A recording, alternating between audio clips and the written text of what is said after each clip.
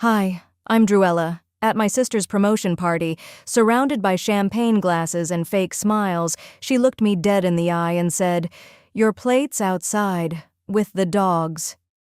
No one stood up, not even my mother. But that wasn't the part that broke me. It was everything that came after: the edited photos, the silent phone calls, the erased name on documents I once signed with pride. And the worst part? They didn't forget me. They replaced me. On purpose. But I brought a gift that day, and when I placed it on the table, the entire room went quiet. Too quiet. Before we begin, tell me, have you ever walked into a room and realized they'd already decided you didn't belong? I arrived exactly 18 minutes late. The kind of late that would have once earned me a playful nudge from Dad or a mock eye roll from Grandma. But tonight, no one even noticed. The rooftop of the Harborview Club was glowing in soft champagne lighting. Jazz spilled from the overhead speakers, mingling with the clink of crystal and the rustle of chiffon. Everyone was dressed like they'd been waiting for this moment their whole lives. I tightened the grip on the small gift bag in my hand, a plain brown square, inside it a framed photo of Dad, Callista, and me from the backyard barbecue in '98. He was laughing, holding a burger, and Callista's braces were gleaming. My hand had been on her shoulder. Now no one even said my name. I scanned the long white tables covered in gold runners, calligraphy name cards tucked into crystal holders. I found Uncle Ray and Guest, Lena, Mrs. Albright, even one that just said HR Dept, but not mine, not even a Drew. My heels clicked softly as I passed the bar, where a server smiled politely and asked if I'd like a mimosa. I shook my head.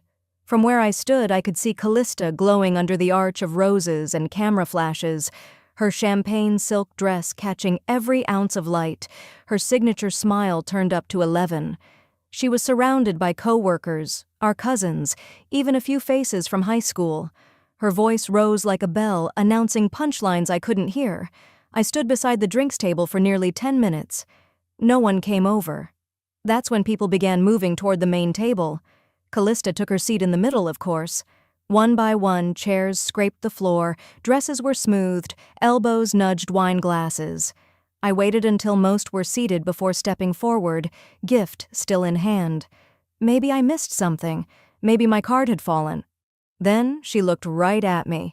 Callista tilted her head, smiled the way a hostess might at a guest who brought the wrong dish to a potluck, and said loud enough for everyone to hear, "Your plate's outside. With the dogs." The laughter didn't last, just a few nervous chuckles. One cousin choked on a sip of wine, another lowered her eyes. But no one spoke.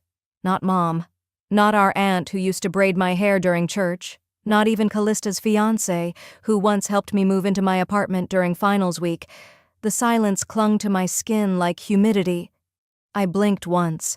My hands, still holding the gift, were trembling just enough to make the tissue paper whisper. I didn't say a word. I didn't ask why. I didn't ask who made the guest list or whether the chair had been left off by mistake. Instead, I walked to the middle of the table. I placed the gift down gently, right between the bottle of rosé and the sculpted centerpiece of lilies and eucalyptus. Callista's eyes followed my every move, lips pursed in that tight, calculated line she used when a meeting didn't go her way. I leaned in, my voice low, calm, controlled.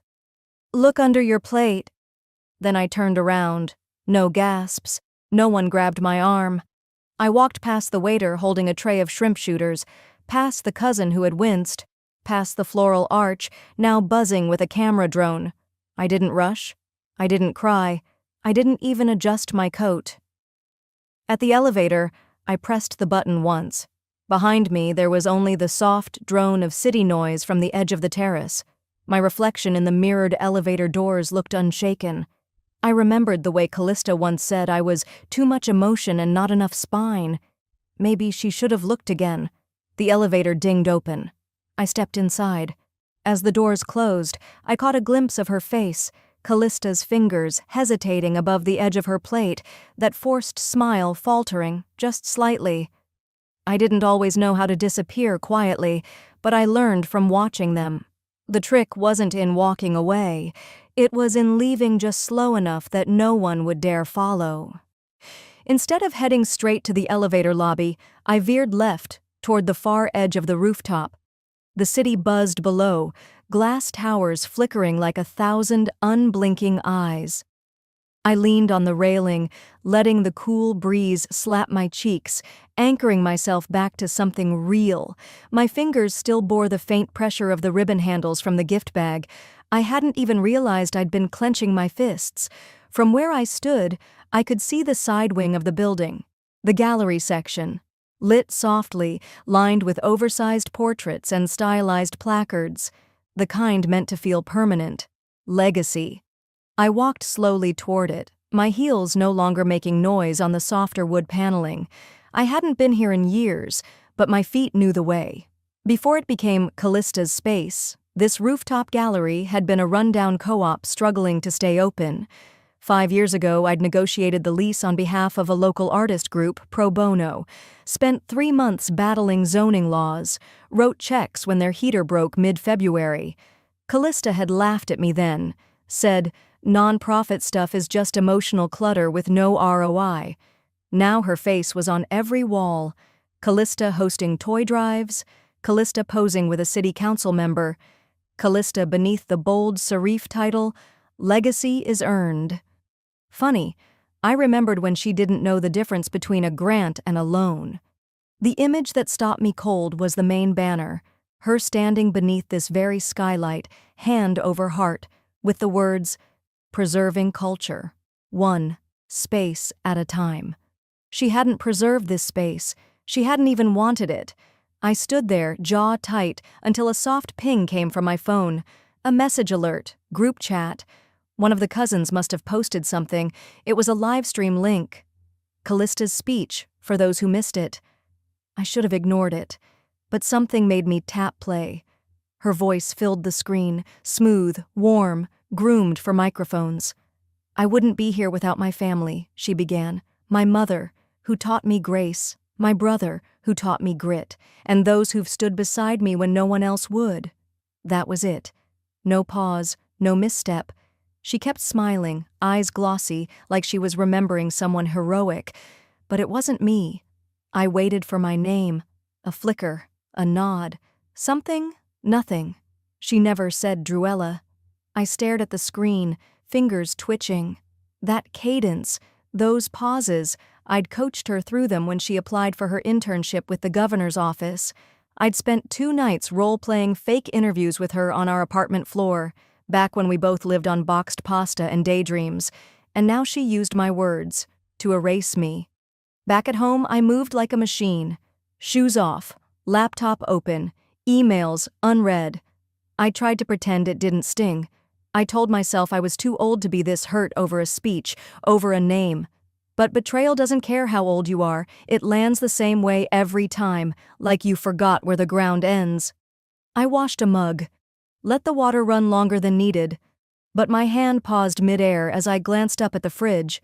A small magnet caught my eye, green and gold, shaped like a palette. It was from the first fundraising gala I'd ever helped organize for the gallery. I reached for it, letting it fall into my palm. Behind it, wedged between takeout menus, was an old photo. A wide shot of the rooftop, the year we had over 120 people in attendance. Artists, donors, board members.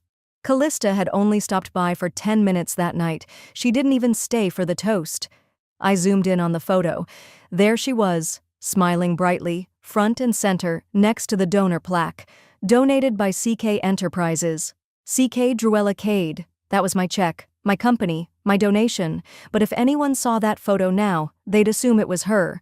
The mug in my hand tilted, warm water spilling over the rim. I stood there, frozen, not in sadness, but in clarity. This wasn't new. They hadn't just started pushing me out. I'd been getting quietly replaced 1 inch at a time, first my ideas, then my labor. Now, my name. And no one noticed. Not because they didn't care, because they didn't think I'd say anything. I didn't vanish. They replaced me before I even realized I was being moved. The unsettling part?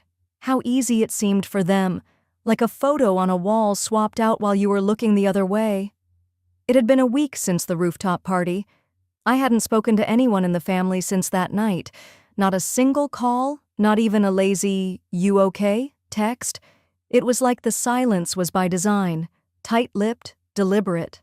I filled the gap with work, errands, podcasts that rambled while I folded laundry. I even reorganized my spice rack, anything to keep from letting that ache settle too long in one place. Then, early Friday morning, as I sipped lukewarm coffee and scanned my notifications, a cousin tagged me in a post. "Full slideshow from Callista's big night, beautiful tribute to family."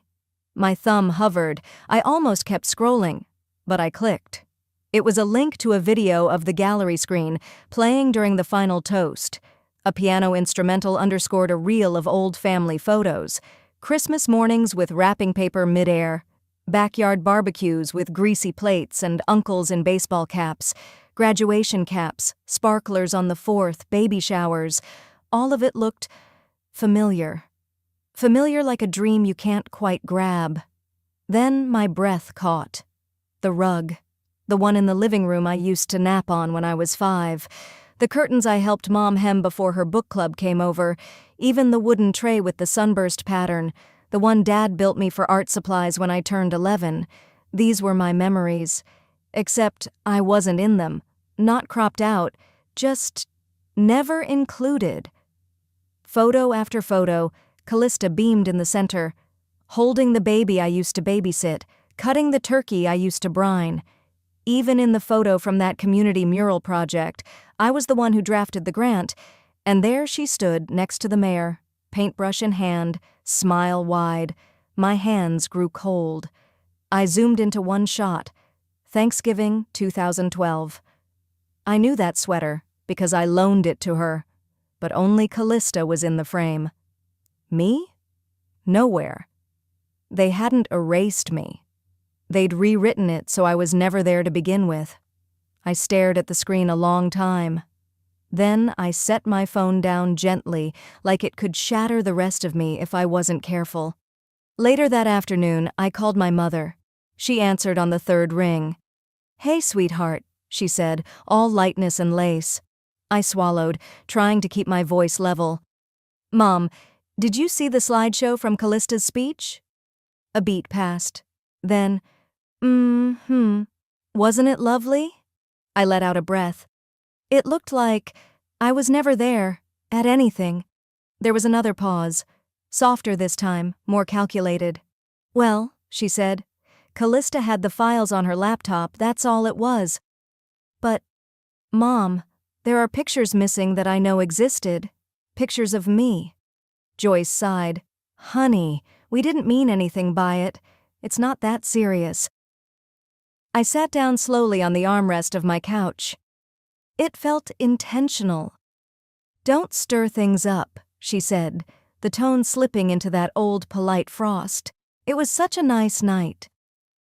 I stared ahead at the blank television screen, where I could see my own face faintly reflected. "I have to go," I said, and hung up. I didn't cry. I didn't yell. I grabbed my keys and drove. The streets of La Mesa hadn't changed much. The same gas station on the corner, the same neighbor still parking half on the sidewalk. The porch swing creaked when I stepped onto it, like it remembered me. But inside? Inside felt like walking through someone else's house, wearing my memories like a jacket that no longer fit. The hallway walls used to be cluttered with family photos, layered, overlapping, imperfect. Dad had refused to straighten any of them. "Memories shouldn't hang like soldiers," he used to say.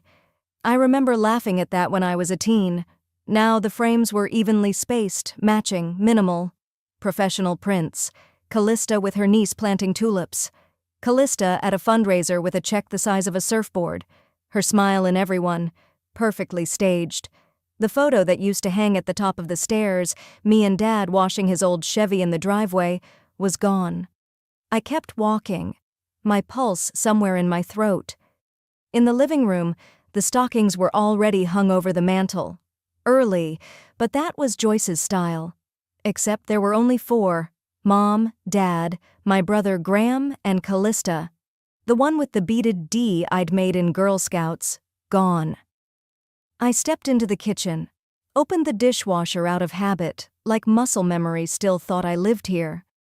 Inside, on the top rack, was a mug, white ceramic, faded stars around the lip, the one Dad always poured hot cocoa into for me on snow days, even if it was just 55 degrees out. He'd never used it for anyone else, that's what he said. This is our cup. And now? Used. Still wet. Someone else had drank from it. Someone else now filled the spaces where I used to belong. I stood there a long time, hand on the counter, willing my heart to quiet down. They hadn't just forgotten me. They'd filled me in with someone easier to love. Even ghosts get more room than I was ever given. That thought stayed with me the entire drive back from my childhood home to my apartment. It was like something had finally clicked, something I had spent too many years trying not to see. That night, I couldn't sleep. My mind kept circling back to moments I hadn't let myself examine too closely, times I'd brushed things off, told myself I was being too sensitive. But now every thread I'd left hanging seemed to pull tight at once. 6 months ago, I'd flown in early for Father's Day weekend. I thought I was surprising them. Mom always said how much Dad missed having us all together. I drove straight from the airport, stopped at the bakery on Spring Street for his favorite cherry Danish. I still remember balancing the little white box in one hand while fishing for the house key with the other. The lights were off, no cars in the driveway. I figured maybe they were out for dinner, so I texted Mom and waited inside. I sat at the old kitchen table scrolling through social media while the pastries went cold. And there it was. My sister-in-law had posted a picture. Family night under the lights.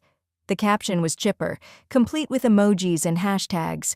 But what hit me wasn't the words. It was the table. The one in Dad's backyard, the one I'd helped him sand down one summer when the weather peeled the varnish off. Everyone was in the photo. Dad, Mom, Graham and his wife, even Callista with her polished hair and practiced smile. Fairy lights twinkled above their heads. Someone had grilled burgers. There was a fire pit glowing in the corner. And me? I was 10 minutes away and not even told.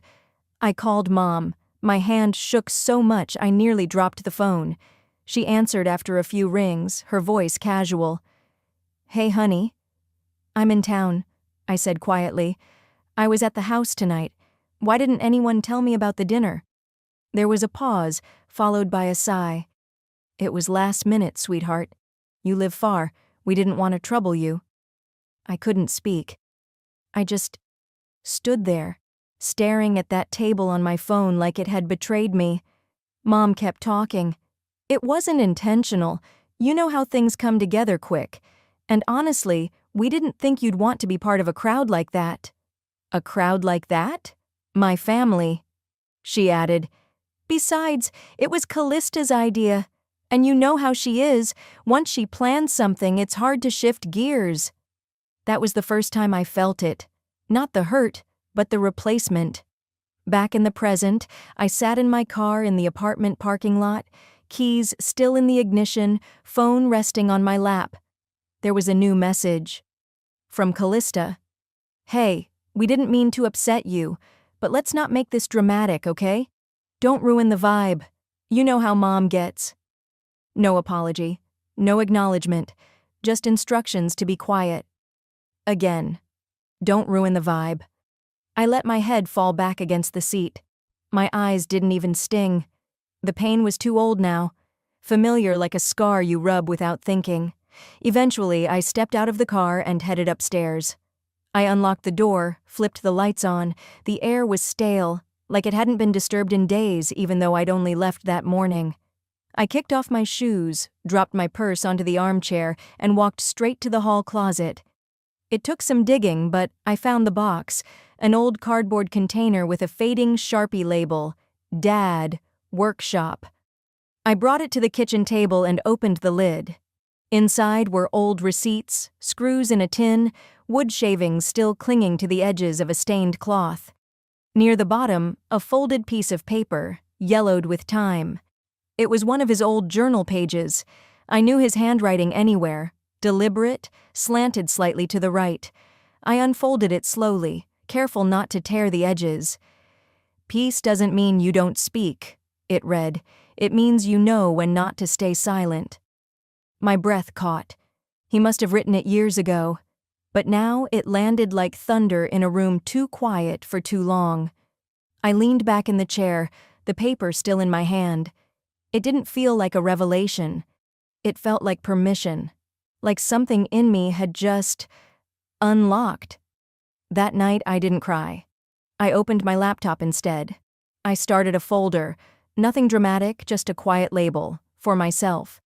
Inside, I began saving things. Screenshots, photos, receipts, messages. Not for revenge, for clarity. Because they hadn't forgotten me. They had overwritten me, like a file saved on top of another. No announcement, no warning. Just gone. But I was still here. And I wasn't going to stay quiet anymore. If I had to become the villain to exist again, I was finally ready to play that part. But that readiness? It evaporated with 5 seconds of voicemail. The message came in just before noon. I'd been rinsing out a mug when I saw Miranda's name flash across my phone. For a moment, something softened in my chest.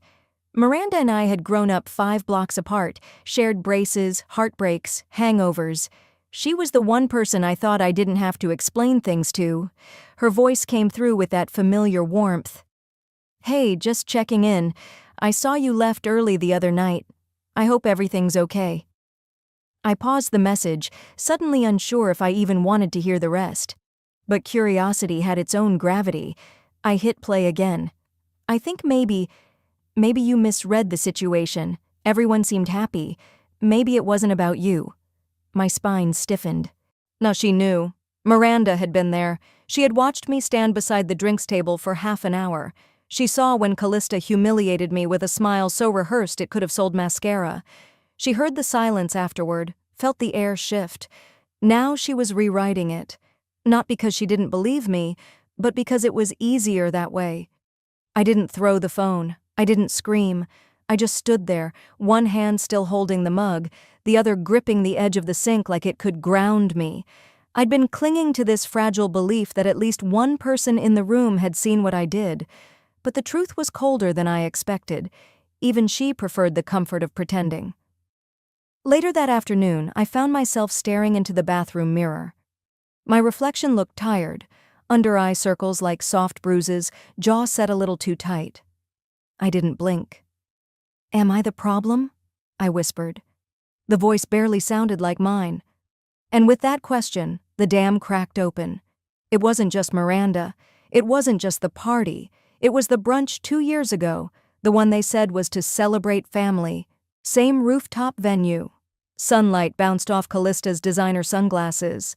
Mimosas flowed like no one there had work on Monday. I wore a sundress Mom used to love on me. I had even brought lemon scones. I remember standing near the edge, talking with an uncle I hadn't seen in years. Uncle Len, who always smelled like cigars and gave side hugs that made your ribs hurt. He asked how my job was going. I opened my mouth, but Callista beat me to it. "Oh, Druella?" she said, all teeth and charm. "She's doing fine. Just a bit much sometimes, you know? Always has been. Emotional." Laughter rippled around the table. Not cruel, not sharp, but the kind that lingers. Even Uncle Len chuckled. "Well, we all got one, right?" No one asked me if I was okay. I laughed too. That polite kind of laugh you learn in childhood when your name is the punchline and silence would make it worse. It took me months to realize that moment had carved a small hollow in me, one that never quite filled back in. Back in my apartment, I wandered toward my desk. I wasn't even thinking. My hand reached for a drawer I rarely opened. Inside, paper clips, old stamps, batteries I kept meaning to recycle. And beneath it all, a scar I hadn't looked at in years. My wrist bore a thin white line, barely visible now, but I remembered it. The fence Dad and I had fixed when I was 16. A rusted nail had caught my skin. The blood wasn't bad, but it had scared him. He'd wrapped it with a bandana, called Mom in a panic. But it was Callista who cried louder. "You can't die," she'd said, clutching my hand like I was already leaving her behind. Now, she couldn't even make room for me at a table. My breath caught as I pulled out another envelope. This one much older, its corners folded and yellowing. Inside was one of Dad's old ledgers. I flipped past pages of tool orders and lawn equipment receipts until something stopped me. Gallery lease fund, co-signed by Druella, $40,000. $40,000. That was the year I'd emptied my savings. The co-op gallery was going under, and I believed in what it could be. Callista called it a hobby with a zip code, but Dad had backed me. I'd signed the paperwork, fronted the deposit. Now it was branded with her name, her quote, her face on every wall. There had never been a thank you. I closed the book slowly and rested my palms on the surface of my desk. I wasn't asking to be celebrated, I just wanted the lies to stop. 2 days later, I stood outside the La Mesa Legal Aid Center with my father's ledger pressed tight against my chest. The morning sun beat down on the sidewalk, but I felt cold, like my body had already decided to armor itself. The woman behind the plexiglass barrier buzzed me in with a tired smile. "Room 3, she said, waving me toward the back hallway. Inside, the office was quiet, filled with paper, still air, and that familiar smell of old carpet. The attorney who met me was younger than I expected, maybe early 30s, with kind eyes and a no-nonsense tone. She introduced herself as Mara, motioned for me to sit, and folded her hands on the desk. "So, what brings you here today?" I placed the folder down slowly. My father passed 5 years ago. I co-signed a lease with him, funded most of the gallery's deposit. But now, it's been credited to someone else, entirely. Her brows lifted as she opened the file. "Let me take a look." I watched her eyes scan the pages. My father's neat handwriting, my signature beside his, receipts, dates, a trail that had never been meant for public display. When she finally spoke, her voice was steady. "This isn't minor." I blinked. "Sorry?" She tapped her pen on the paper. "Your name was omitted from the final filings. That's not a clerical error, it's deliberate. You could have grounds to file a claim, possibly even regain legal ownership depending on how the transfer was structured." I nodded slowly, heart pounding, but it wasn't from excitement. It wasn't about the money. It never had been.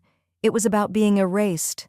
Again, from stories I helped build, from rooms I helped paint, from a gallery that wouldn't have survived its first winter without that check from my savings.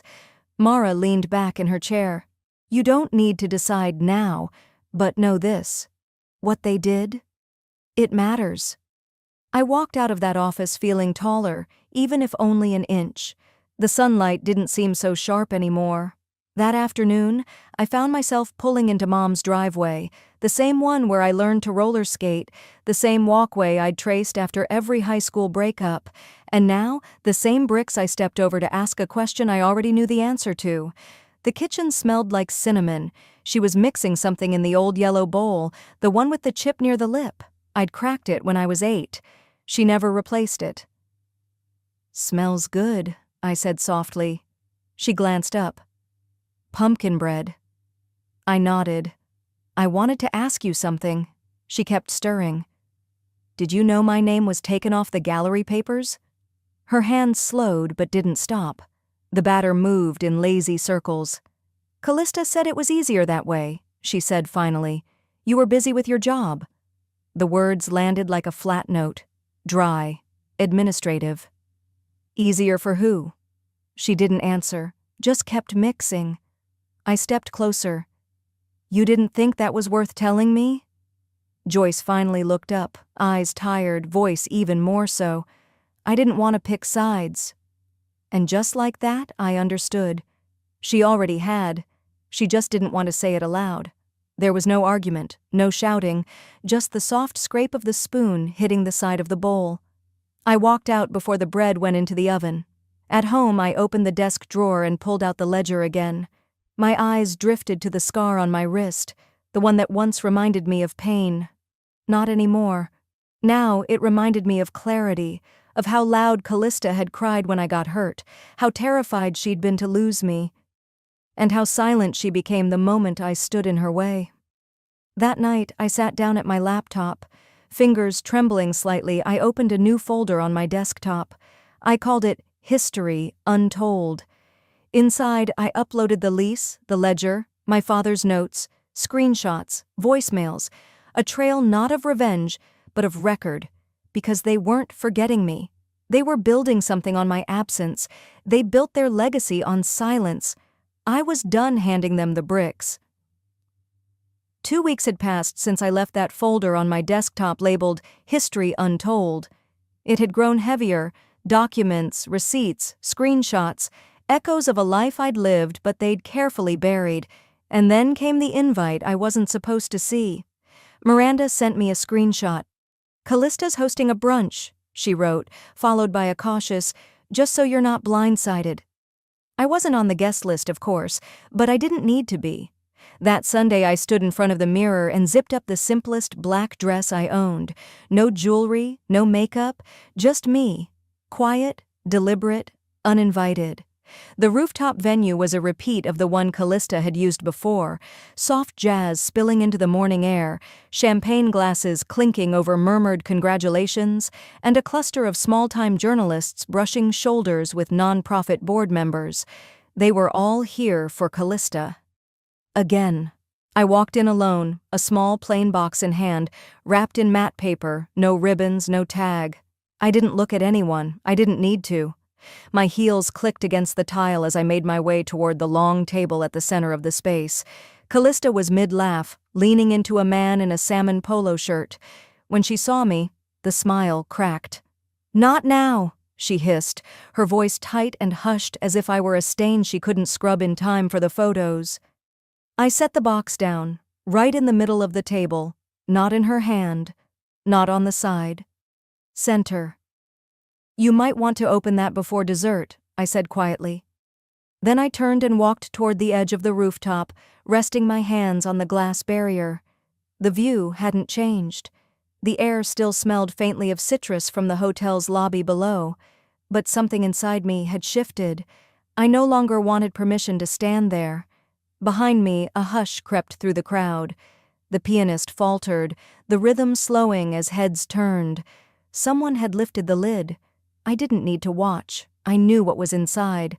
The first item, a notarized copy of the original gallery lease, with both my name and my father's clearly signed and dated.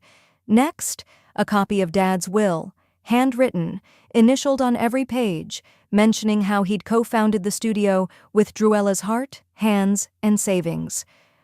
Then, a framed photo. Me, barefoot at 16, sanding the porch next to him, dust on our jeans, matching smiles. And finally, wrapped in a folded linen napkin, a single name stitched in blue. Silas. That napkin had been folded like a leaf. Dad used to make them that way when guests came for holidays. Silas had been his middle name, passed down to me as a joke in secret. "You're more like me than the rest of them," he'd once whispered. I heard Callista's breath hitch before anyone else did, then the murmurs. A woman to my left whispered, "Is that her name on the papers?" A man near the press table leaned in. "Wait, isn't this place originally DK Studio?" I turned slowly and caught the eye of the photographer from the local paper. His gaze had shifted, curious, calculating. Before I could leave, I heard it. "Druella, wait." It was my mother's voice. She didn't stand, didn't walk to me, just called out from her seat across the table. I paused, but didn't turn. "I just wanted to leave the truth where it could be seen," I said, steady. And then I walked out. Not with a dramatic flourish, not with anger, with peace. Not the kind that demands silence, but the kind that begins with choosing not to stay hidden. I thought the silence was over, but they were just getting louder in the wrong ways. The following Friday, I walked into the La Mesa community boardroom expecting to feel steady. Instead, the air carried a tension I couldn't quite name yet, but I knew it was for me. The usual warm greetings were missing. Nobody made eye contact. The receptionist didn't even look up when she handed me a folded printout. It was a press release. From Callista's team. A family member's misguided attempt to create division, it began, has unfortunately overshadowed what should have been a joyful occasion. We hope the public will not be misled by bitterness masked as truth. My breath caught, not because I was surprised, but because they'd managed to make the lie feel like a community service.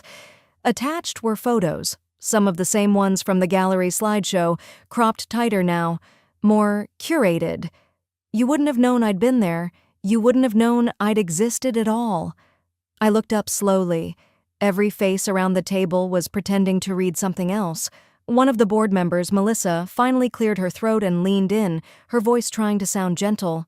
"Druella, we're in a tricky spot right now.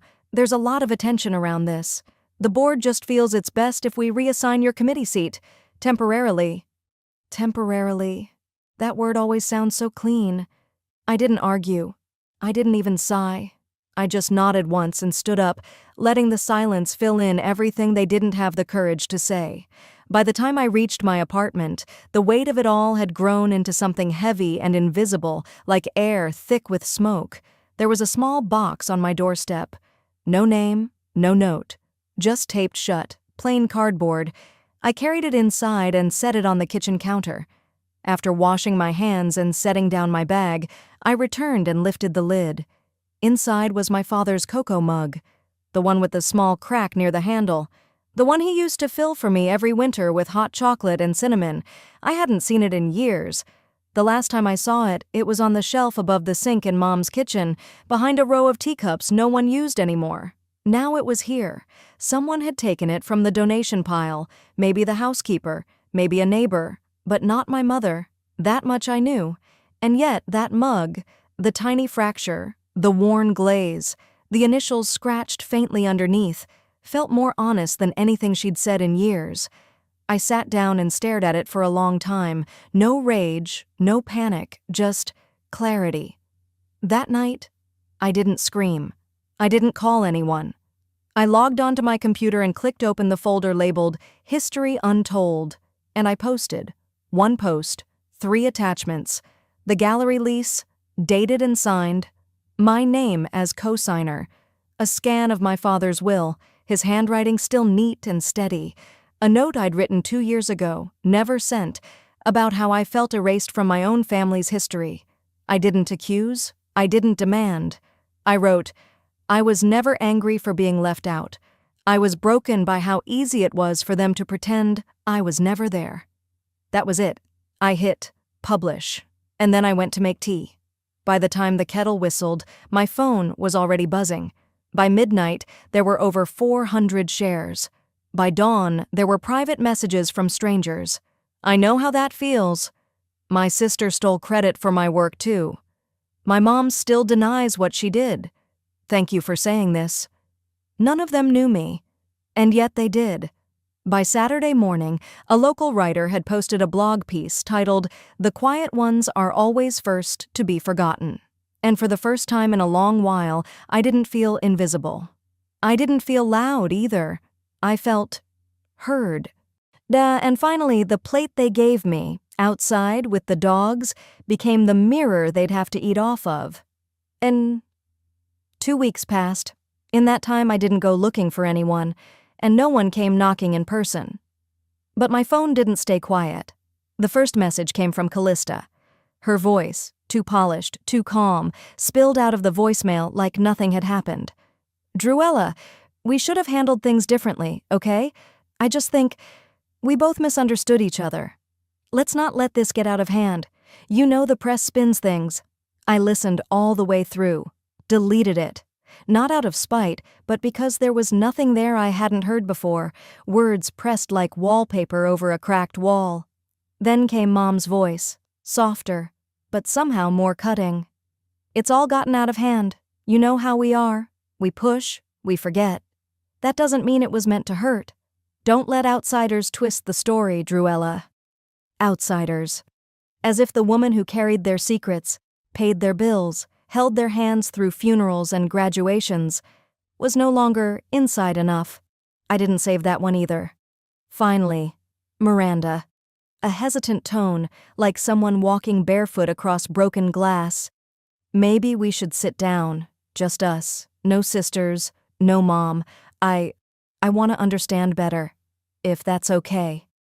I didn't delete hers, but I didn't call back either. There are some bridges that don't need to be burned, they just need to be left behind.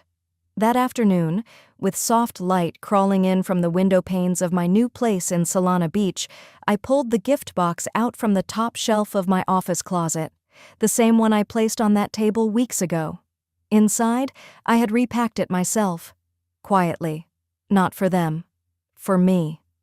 The linen napkin was still folded into that delicate leaf, stitched with the name Silas, my father's quiet mark of peace. Next to it, a scanned copy of his handwriting, 3 lines that reminded me of who I came from, not just who raised me. And at the very bottom, wrapped in a soft cloth, the old mistletoe mug. The glaze cracked from years of warmth, the handle still sturdy, just like him. I closed the box, not because I was done with it, but because it no longer held grief, just history. That weekend I hosted brunch. Not the kind with white linen and PR photos, not the kind where people hold in their stomachs and practice compliments like lines in a play. It was simple, just 4 people, my neighbor Lori, an old coworker from the arts nonprofit, her teen daughter who liked books more than brunch, and a woman I met at the farmer's market who had shared a comment on my post. I've been erased too. I cooked, no catering. I spilled vinaigrette on the counter and didn't apologize for it. We laughed, not the rehearsed kind, but the ugly, beautiful kind that breaks open rooms.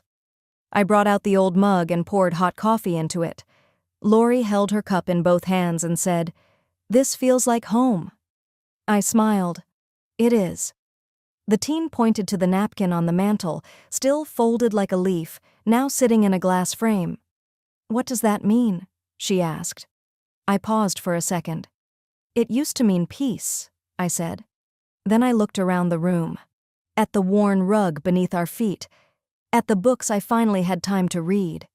At my name, on my lease, my emails, my doorbell, no longer an afterthought. Now, I added, it means I'm done asking for permission to exist. There wasn't a sound in the room, but it wasn't silence either. It was presence. It was something I built with my own hands, like the table my father and I once sanded on a Saturday morning before anyone else woke up. I didn't need their version of me anymore. I didn't need to belong to their story, because I had written mine. And sometimes, silence isn't the absence of words. It's the space where the erased finally write themselves back in,